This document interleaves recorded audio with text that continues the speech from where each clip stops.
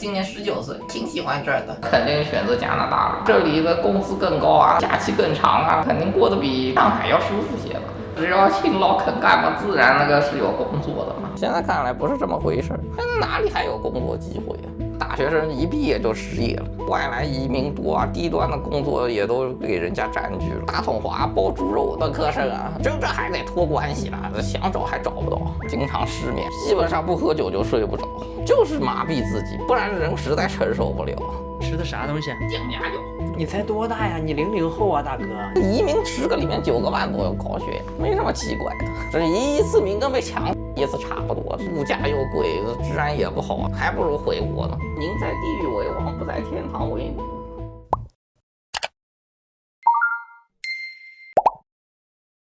6年前的今天，2019年的12月26号，我们采访了一位嘉宾，他也是我们频道的第1位嘉宾。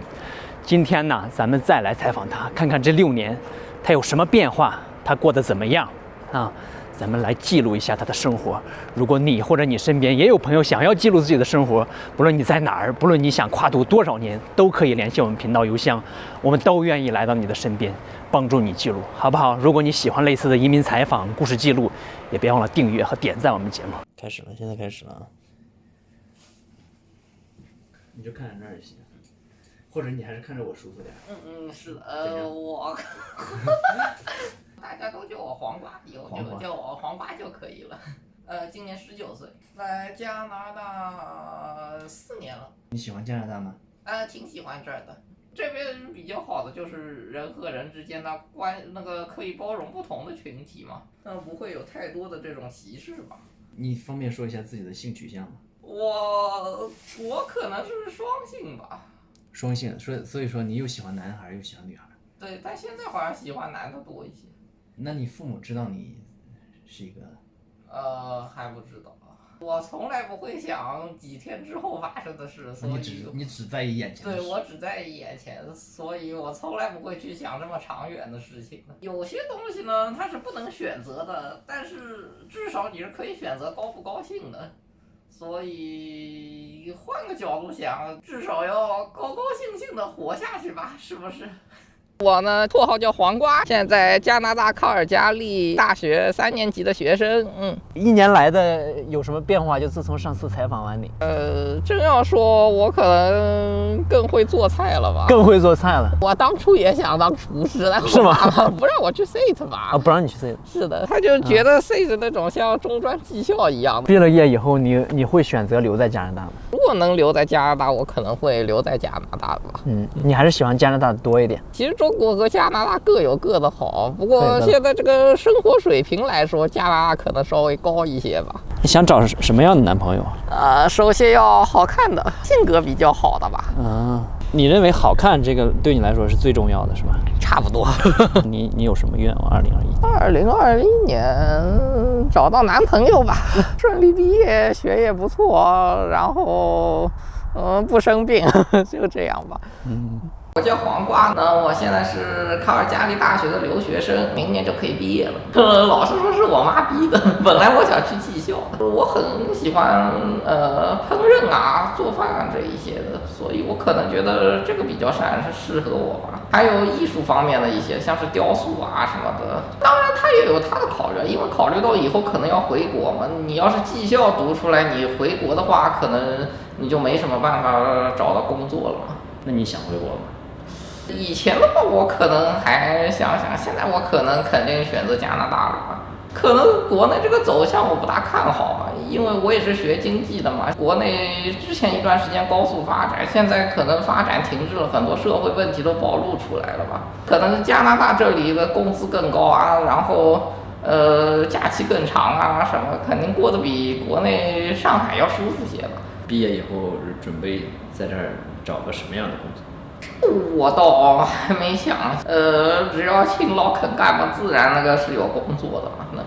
你将来自己有没有一个目标？就是我的目标，5年之内我要做成什么，10年之内我要做成什么？这个倒没有，我一向是那个过一天算一天，自己每天比较高兴，我就挺满足的。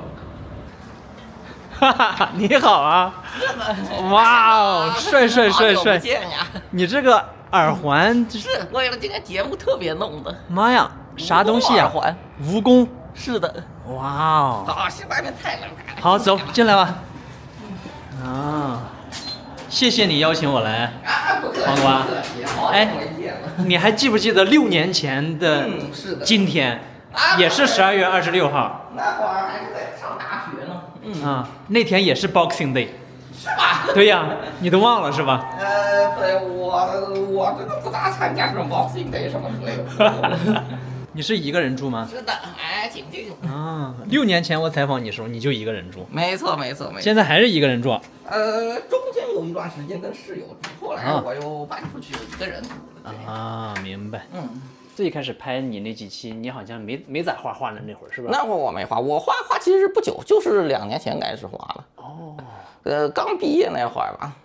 对，因为那个时候我的工作签证出了点问题，然后我就压力特别大，经常失眠啊什么的，就基本上不喝酒就睡不着。必须得喝酒才能睡着。对，我到现在也有点这样。对，所以那些说什么移民什么很容易的啦，都千万别听，那老头练劈叉扯淡，这是一次名跟被抢一次差不多，就这么说吧。但后来这件事也是个好事，最后激发了艺术灵感。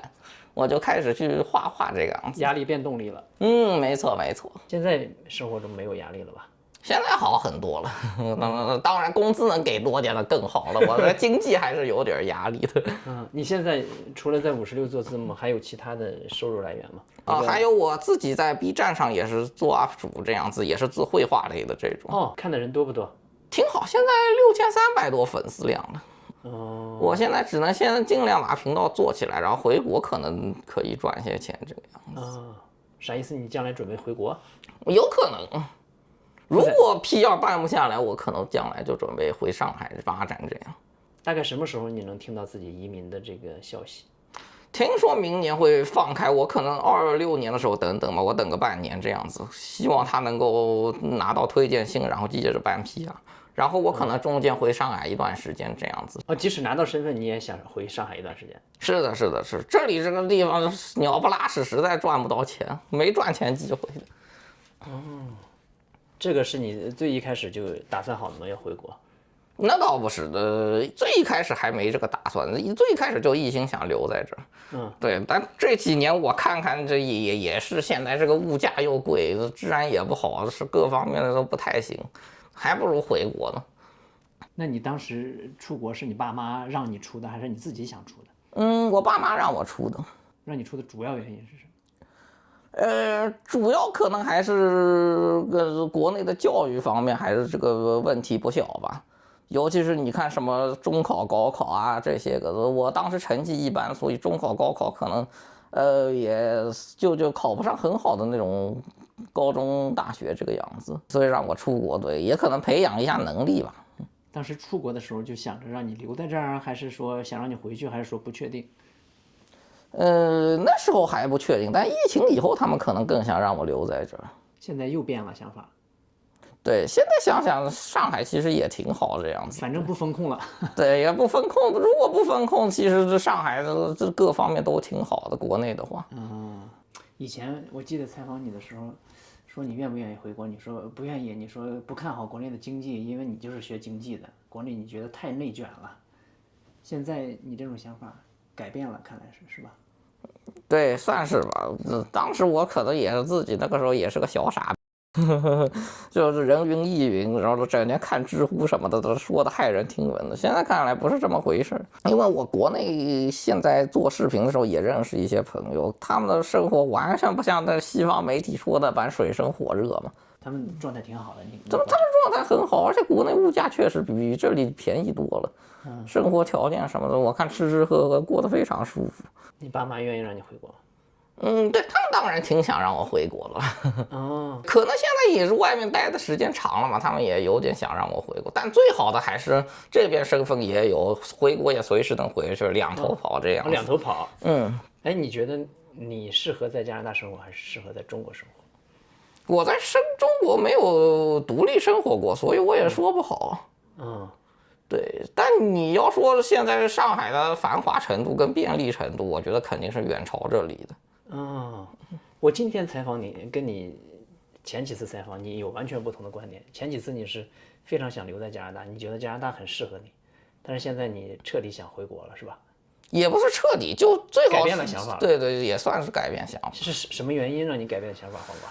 你也知道这边的生活现在是越来越困难了，现在这个超市的物价就像上次拍的都这么高。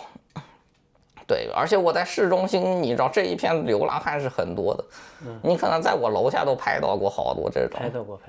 总的来说，这几年这个反正卡尔加里大环境是比原来差了好多，我觉得是。那你为啥还想保留这边的身份？多一个身份多条路嘛，而且你两头跑的话，两边都可以赚钱，我觉得这样是最好的。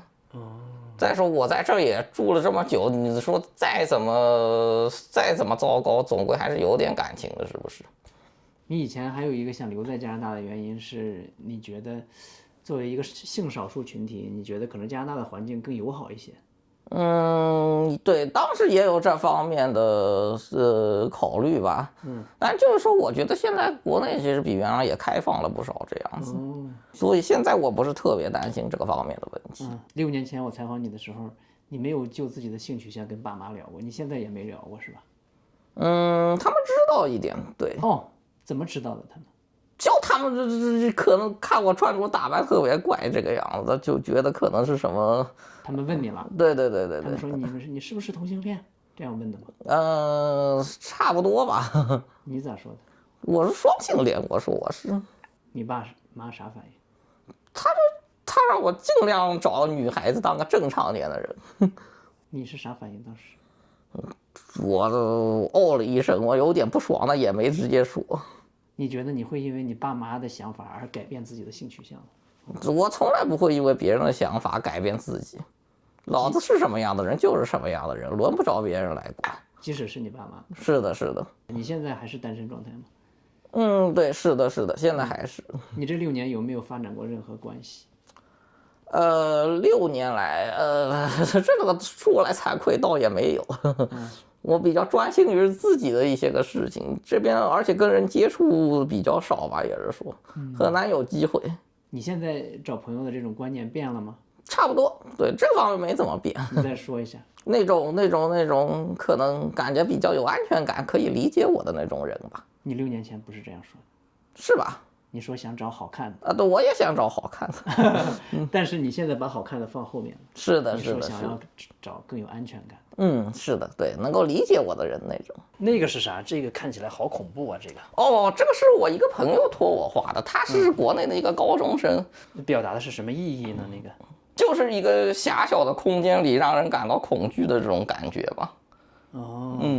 你生活中你觉得恐惧吗？有时候有，但我现在感觉好多了。以前我就是精神反正也是比较紧张吧，这个样子。是因为什么原因紧张？一个学业压力很大，对，还有就是办移民，你包括身份方面的压力嘛。那会儿是天天喝酒吗？还是？是啊，我现在也天天喝酒，但你喝的没以前多了，就是。你喝酒主要是想喝酒，还是用酒精麻痹自己，让自己不想那么多？就是麻痹自己，不然人实在承受不了。你画这些个画，黄瓜，这个，你觉得有人愿意挂在家里吗？挂在家里有点极端了。你也觉得有点极端？是的，可能有人挂家里吧，但我一般是打算可能卖给类似纹身店啊之类的这种地方，让他们挂在店里是吧？我也画一些比较小清新风格的，就是我朋友定制的。快看看小清新风格，这是啥呀？是一个海洋女神，她那个孕育生命的这个主题。这是你画的吗？还是画完拍的？我画的，画完之后我那个印在那个上面。已经给他了这幅画。已经给他了，卖了300刀，还不错。那挺好啊。你也画一些个没有那么感觉暗黑系列。我也得吃饭符合市场需求，对不对？老画这些我早就饿死了。这都是你作品集哈。嗯，这个画就是在墙上那个是吧？对对对，这是啥意思？这是中间是个猪啊，还是什么？野猪。嗯，这幅画叫《牛马之王》，啥意思？是的，他讽刺的就是，像是资本家剥削啊什么的这种。哦，你看有的人呢，他那个，工资发的又少啊，这个工作时长又长又累，这脾气还不好，动不动骂骂咧咧，简直就是畜生啊！你说这个人好像是比较耳熟，听起来。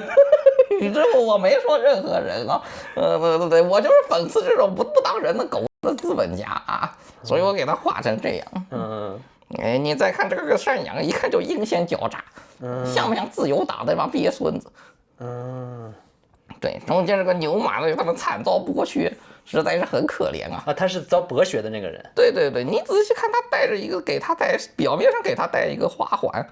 他这个腰间其实这个什么刀和钩子都准备好了。那遭剥削这么胖，这不符合实际。你喂肥了，他才能剥削呀。你养猪，你弄得瘦不拉几的，怎么剥削呢？明白。这也是我很喜欢的一个，它是一个克苏鲁风格的这么一个题材的画作。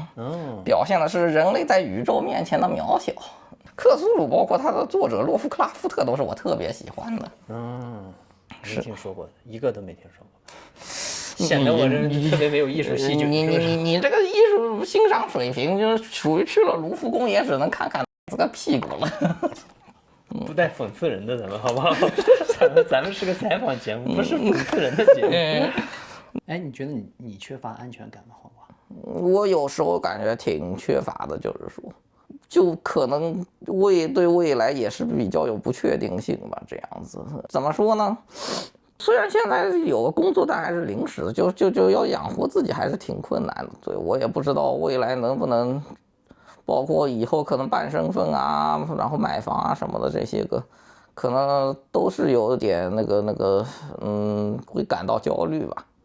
对。但现在我觉得比上学期间已经好了很多了。你爸妈在你从小生活的这个环境里给过你安全感吗？算是有吧。算是有吧。怎么讲？为什么说算是有吧？就经济上面来说，他们都是非常支持我的，对。但就情感上，他们可能当然他们也是第一次当父母，可能就是小时候 push 的比较厉害吧。老实说，就小学、初中他们管的就挺严的，然后我在学校其实过得挺不开心的，就是说。管你啥地方的？就学习成绩，因为我可能注意力方面一直有点问题，所以我成绩一直不是特别好。你有 ADHD 还是？我不知道，我没确诊过，但我感觉可能有点。你说他们也是第一次做父母，你想象如果说是一个理想的父母的话，你考试没考好，他们应该是什么样一个状态对你？你觉得你更能接受一些？或许就是更多可以看到我的某一方面特长嘛，而不是把我硬是让我某一不擅长的领域硬要给他搞好这个样子。对，我觉得就是每个人天赋不同，是不是？有些人天生数学好，有些人天生搞艺术的。你非要让一个数学不好的人给他那个数学变得弄得跟那个什么霍金似的，那怎么可能呢？对不对？所以对我其实小的时候没太多安全感，包括后来上高中、大学，一直到了现在有一定工作的时候，我自己才觉得比较有安全，稍比原来有些安全感。他们对你的这种 push， 除了你没有安全感以外，会让你产生逆反心理吗？你越不让我干什么，我越干。我现在不就很逆反吗？你做的这些东西，比如说纹身呐、扎耳环呀、画这些个画呀，有是因为逆反而做的吗？还是？这基本都可以说是因为逆反而做的。哦，你越不让我这样，我越这样。是的，这是毕竟是老子的生活，老子爱怎么样就怎么样。那你做过以后有后悔吗？比如说纹个身？我从来没后悔，这个反过来说，这可以说是我最自豪的一件事情。就是终于能自己决定一件事了。没错。我感觉上学期间自己就像个机器一样，就是整天被逼着考试啊，盯着这些个成绩啊什么的，对，就不知道自己真正想要的是什么。你是指在国内的时候吗？在这也一样。在这儿你爸妈还能控制你呢？不，但你升学压力你控不控制都是在那儿得放着的呀。你这个塔兔我原来拍摄你的时候没有啊。啊，是的，是新做的吗？也做了很长时间了吧？对，天哪，这是啥东西？这是我自己设计的一个蜈蚣，上面是一个彼岸花的这么一个图案。有什么特殊的意义吗？彼岸花？它是连接人间和民间的一种特殊的这种花，我觉得这个很神秘的这种感觉，所以我很喜欢这个。还有其他的塔兔吗？你身上？可以啊，你要拍的话可以看看。我看看在哪儿呢？哎呀，怎么脱了？怎么？那肯定在身上嘛。哦，哇，这么多的塔兔年啊！1、2、3、4，还好6个。对，我最近打算把这个新弄一下，对我自己在设计呢。我比较喜欢，也算是我的爱好吧。我以前采访你的时候，你也说你最开始感兴趣的不是经济，就是因为你爸妈觉得你应该上经济、上卡大，所以你才上的卡大，是吧？没错，对，但他们就是非要我上个大学这样，而不是去技校那样子。你以前说如果让你自己选，其实你想去 SAT 学一学 cooking 啊。是的，学个实用技能，我觉得可能更好。就大学这个文凭，相对于那个 college 什么，其实就没什么用，说实话的。要我说什么大学都是合法的诈骗机构，他的钱投进去这么多，大多数人出来的时候和进去的时候都一样蠢，然后最后工作也找不到，5年拿张破纸，没什么用，说实话。所以有些人问我去大学有什么建议，我的建议一律是不要上大学。那你当时你说他们越想让你干啥，你越不干啥，有逆反心理，为什么选择大学的时候不逆反选一个 C？ 我以前特别顺从，就是说高中的时候，包括大学的时候都是这样。从啥时候开始逆反？毕业了，然后你知道找工作办身份压力也很大，然后最迫使我直接就炸了这样子。是一点点炸的，还是在一点上突然就炸了？就像在一个点上突然炸了吧，因为我老子本来就想这么干了。好像有一次那个时候好像工作签证刚刚办好吧，对，然后没2天，然后我妈又开始挺焦虑那个办 PR 的事。其实那时候还早，有啥好焦虑的？对，然后我爸好像让我去给一个什么阿姨托关系嘛，对，找工作什么的。然后，但后来我给他发消息，那个时候没回复，对，他很长时间没回复，因为那个阿姨发消息是吧？对，因为那个阿姨她丈夫刚刚过世，那个时候，后来电话里反正说的也挺不愉快的，都。你跟你爸的电话说的不愉快？对，就反正他说话就反正挺难听的，也是说骂你了。对，怎么骂的你？这他妈的还要拍下来吗？这有什么好说的？反正就说的不大好听嘛，大吼大叫，态度比较恶劣那种嘛。后来我就去他妈的蹦大爷，想他干嘛就干嘛。过了几天我生日，我自己设计了这个，就做了这个纹身。这是第一次反叛的这个行为是吧？是的，这样反倒好，因为本来就已经都是成年人了嘛，你不可能再一方一直压着一方，怎么让别人怎么样，这又不是健康的关系，是吧？这样反而最后更能够平等的一些的交流，我觉得反而是件好事。那你这个爆发只是在你自身的爆发，还是你爸也知道你爆发了，不听他的？对，他可能也知道了吧？对，他对你的态度有改变吗？知道以后？后来我们就交流可能稍微少一点吧，对，但就尽量就避免说那些个不太愉快的话题，也是。这个是北欧神话里的一个角色，是啥呀？对，他是毁灭之神苏特，雷神3里面那个戴着头盔的那个火焰巨人，就是那个家伙。你很喜欢毁灭之神这个角色？是，感觉很有力量感这样子。然后这个呢？这个是啥？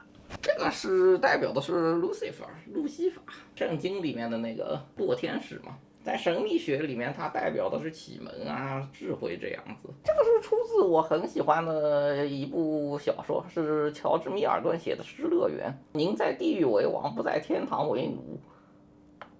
是的，对，我很喜欢这句话，所以就非常的反叛嘛，这个感觉，所以我就把它纹在身上。后边还有吗？后面的没有。我计划以后等我有钱，当然也得零下56多发点工资，弄一个大点的。你纹这些纹身没跟父母说吧？他们不知道你纹这些纹身吧？就说了一次，他们当然不太乐意，但是我自己的工资我爱咋花就咋花，是不是？你给他们看过吗？你这些纹身？没给看过。我也不想给他们看，他们你知道那一代人都特别保守，对于这种穿着打扮或者是这个，他都不是很开放的。如果你回国的话，黄瓜，你会在你爸爸面前就是化这种烟熏妆，挂着耳环，露着纹身吗？你会吗？你觉得？那我不会，但是我平时如果我私底下我也有自己的生活，对不对？我私生活的话，肯定是不会啥都听他们的。哎，如果你现在这一身装扮出现在你爸面前，你觉得你爸是什么反应？他肯定特别不爽，骂骂咧咧的。你对于你父母，除了他们控制你比较多，或者说这个批评你比较多，有没有一些个比较温馨的回忆？温馨的回忆啊，那还是不少的。比如呢？我想想，小时候事不过我都记不太清了。就对，比如说我做我那个 B 站上的视频嘛，对，我妈妈就给我很多经济上的支持，对，让我投做我的这个视频，对，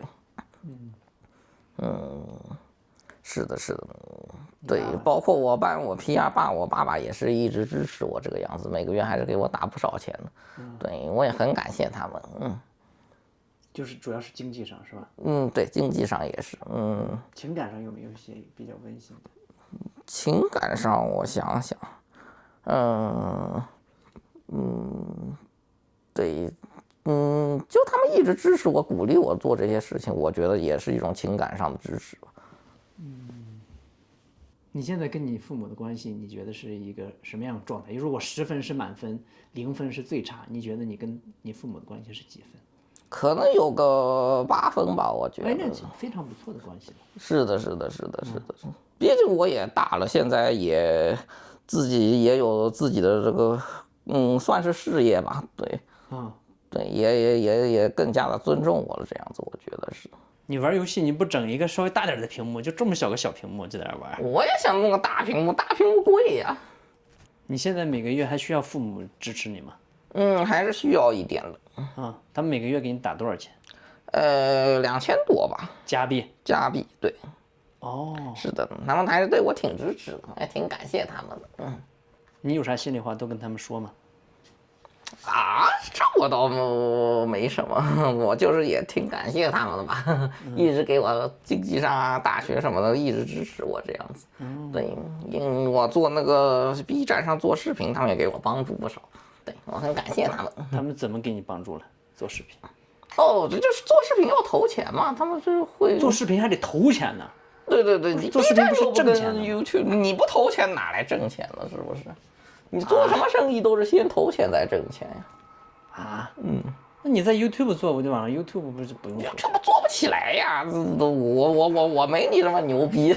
你觉得你来加拿大这么多年，尤其是最近压力比较大，不管是身份还是经济上，你后悔来加拿大吗？我从来没后悔过。对，我觉得就当做一个经历也是挺值得的，而且我也需要这么一段可能空闲的时间来进行一些个自己喜欢干的事情，进行一些创作这个样子。你觉得你要在中国不一定有这样空闲的时间是吧？对，可以这么说吧。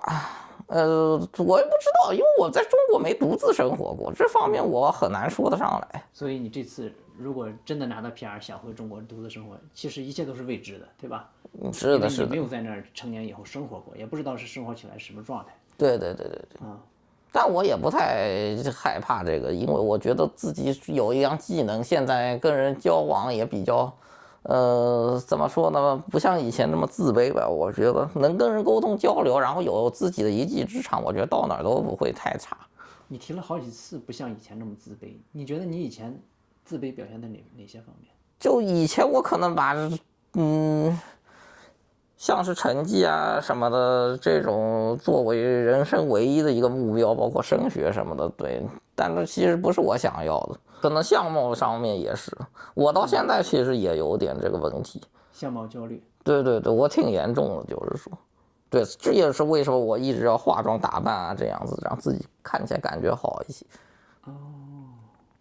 你相貌焦虑主要是怕别人说，哎，你长相怎么样，还是说自己想呈现给别人一个比较好的状态？我一方面想呈现比较好的状态，然后一方面我也很讨厌别人对我的相貌指指点点什么的。有人会对你指指点点吗？有一个他妈的什么傻逼，抱歉我骂人了，但这个人实在太他妈傻逼了，就是他妈见了面问好都没问好，就整天说我胖啊什么，就变胖了什么之类的，也不撒泡尿照照自己什么呀，反正这个人特别讨厌。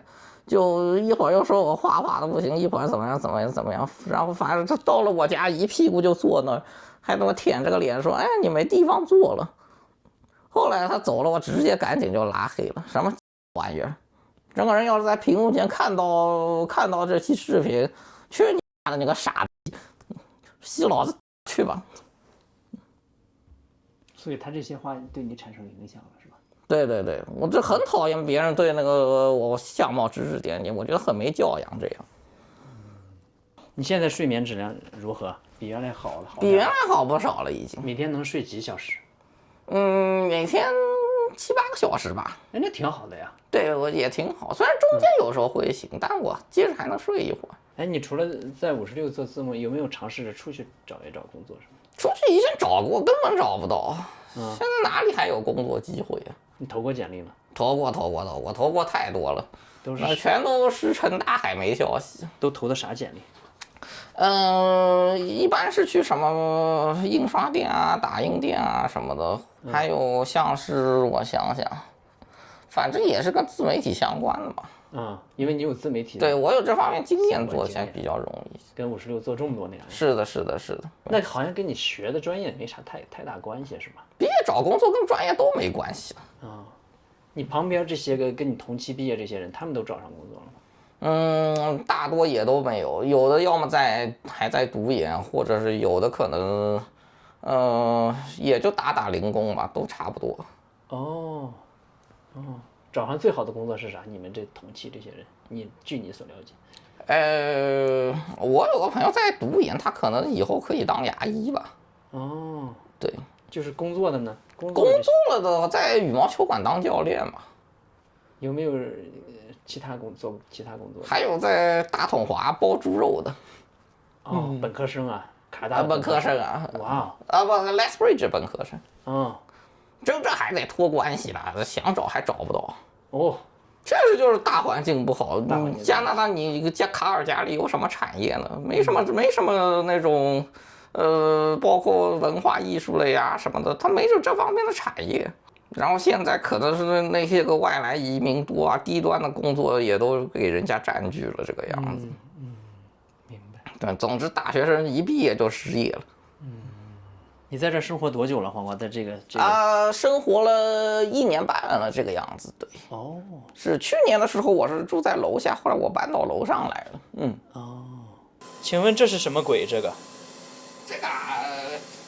就是这个，这是我自己设计的一个艺术品啊！我叫它 cocksucker， 一语双关，是不是？是不是堪比杜上的小便池？这个艺术品有点笑而不易啊！这个我艺术家管这叫前卫。Oh my gosh！这6年间采访了你，或者说拍摄了你很多次，好像每次来你家都不是特别整洁的感觉，是你不愿意去把它变得很整洁，还是你没有时间？是什么原因呢？我懒得打扫卫生，是这个就打扫卫生让我觉得很烦人这样子。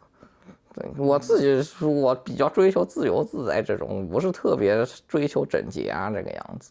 但是今天因为我来拍摄，你可能是稍微打扫了一下，是不是？没错。你有没有想过，如果你生活的这个地方稍微整洁一点，让自己的心情会更好一点，没准这个成就会更大一点，有没有想过？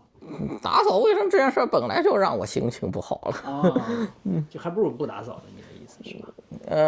稍微打扫一下还行，但只要我是一样东西都归位，我就觉得挺烦的这种事情。你有没有想过，你以后不喝酒，或者说尽量少喝酒，有想过吗？我现在其实喝的比原来已经少多了。喝多少每天？就2罐啤酒这个样子吧，再稍微可能喝点红酒，有时候。微醺的状态，还是比小醉的状态？就微醺吧，只是帮助睡眠而已。虽然这个生活压力这么大，然后有时候你还需要这个用酒精来麻痹自己，但是好像你从来没有特别 emotional 过，是吧？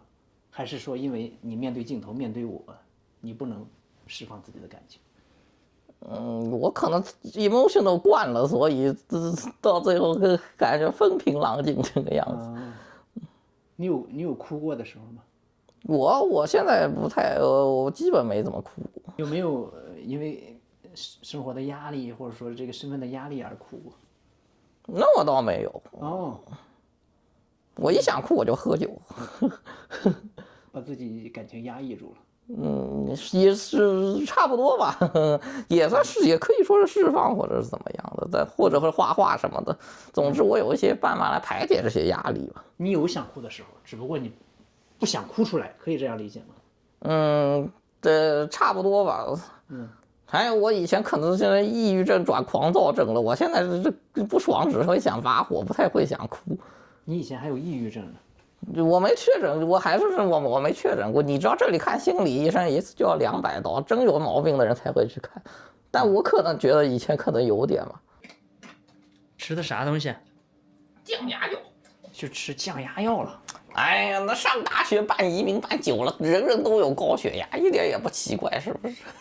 你是自己诊断自己有高血压，还是你量了真有高血压？真有高血压。上次我去好像看那个洗牙，我去。结果他们帮我测就有点高血压，多少？140多。低压多少？低压100多吧。你不能喝酒了，黄瓜，你是喝酒喝的。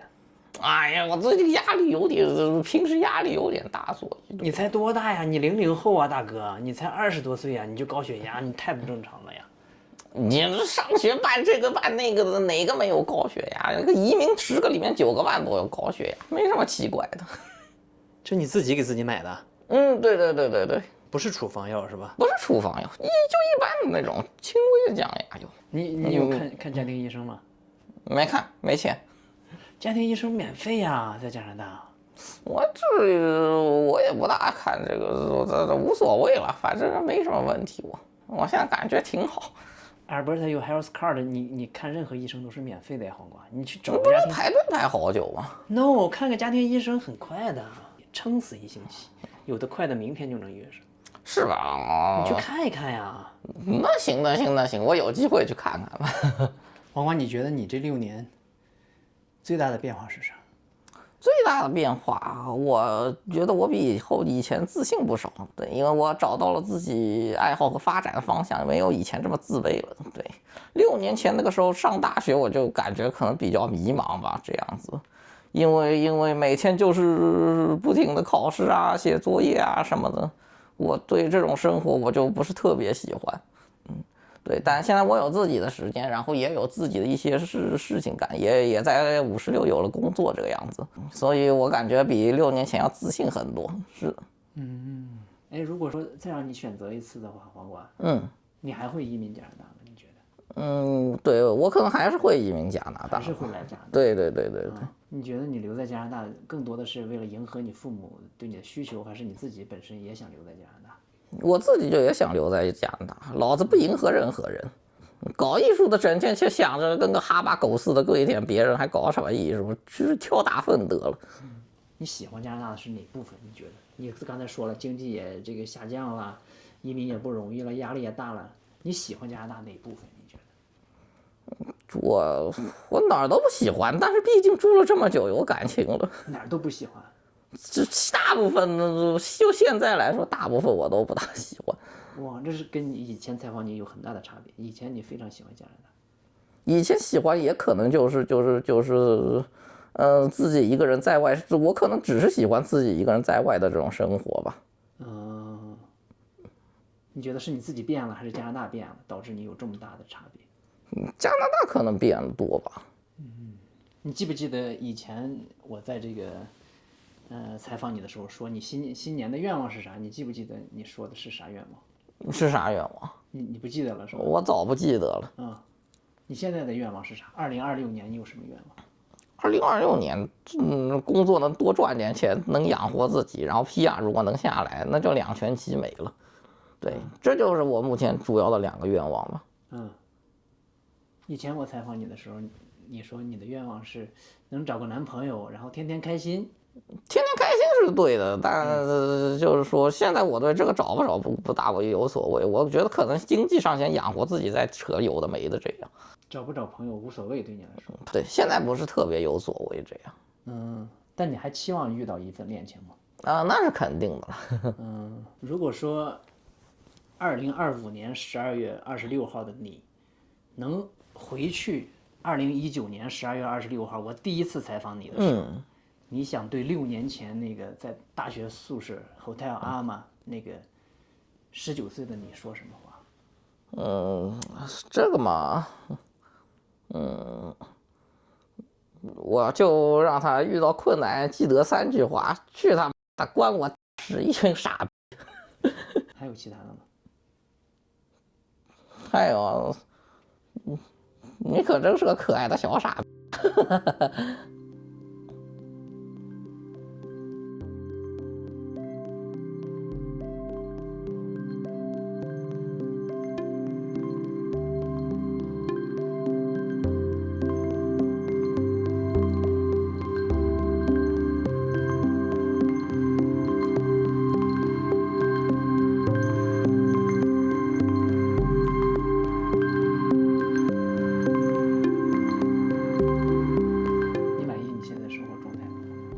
对，我现在还挺满意自己现在生活的。对，这1年也干成不少的事，创作了不少好作品。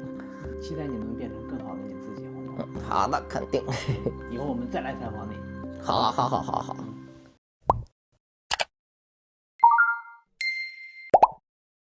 假如说在6年以后呢，2031年12月我再采访你的时候，你希望那会儿的你是什么样一个状态？那我想不了这么远，就是说，但希望那个时候我攒到一定的钱，可以给自己开个双眼皮吧，就不用这样老化妆了。那你觉得双眼皮更好看一点？对。还有，我想把下颌也整一整，这个样子。